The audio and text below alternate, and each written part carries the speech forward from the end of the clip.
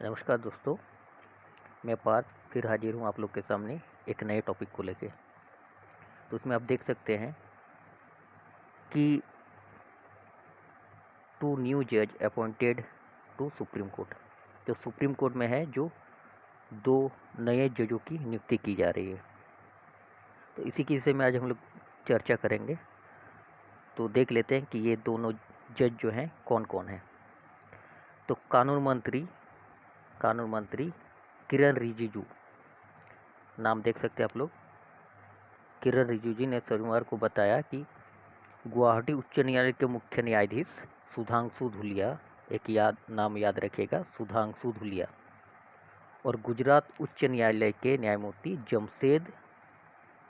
जमशेद बुरजोर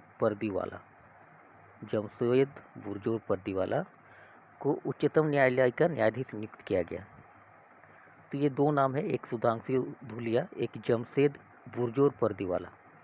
और आप लोग को बताना चाहेंगे, न्यायमूर्ति पर्दीवाला जो है भारत के मुख्य न्यायाधीश बनने के कतार में भी है। मतलब अगले मुख्य न्यायाधीश अगर कोई बन सकता है तो वो है पर्दीवाला।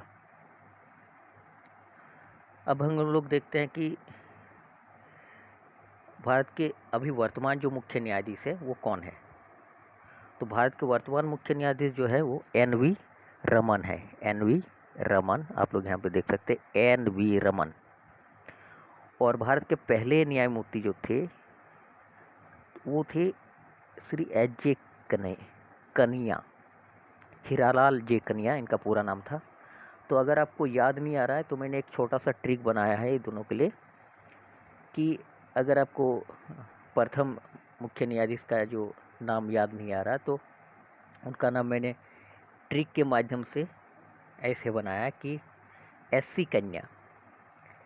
एस.सी. मतलब कोई एस.सी. शेड्यूल कास्ट की कोई लड़की है, कन्या मतलब लड़की। तो एस.सी. की जो है वो कन्या है, और कन्या से याद रखिएगा कनिया। तो सुप्रीम कोर्ट का प्रथम जो ये था न्यायमूर्ति था वो कनिया था। तो कनिया से याद रखिएगा एच.जे. कनिया।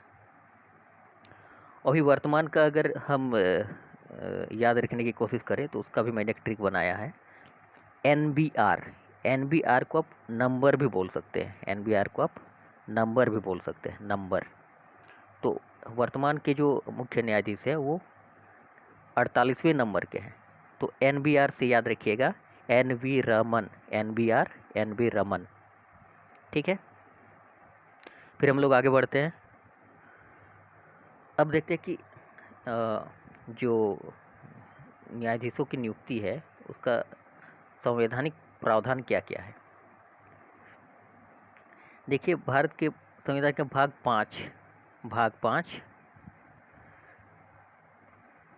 पाँच एवं अध्याय 6 में संघ न्यायपालिका के तहत सर्वोच्च न्यायालय का प्रावधान किया गया है।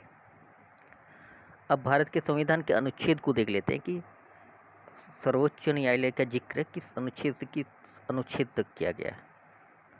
तो 5 अनुच्छेद है, 124 से लेकर 147 तक। इसमें सर्वोच्च न्यायालय का संगठन, स्वतंत्रता, अधिकार क्षेत्र, शक्तियां और प्रक्रियाओं से संबंधित है। अब इसमें सबसे महत्वपूर्ण है अनुच्छेद 124 का सब क्लॉज 1। इसमें कहा गया है कि भारत का एक सर्वोच्च न्यायालय होगा जिसमें एक मुख्य न्यायाधीश जिसको सीजीआई बोलते हैं, चीफ जस्टिस ऑफ इंडिया, तथा 7 से अधिक अन्य न्यायाधीश होंगे।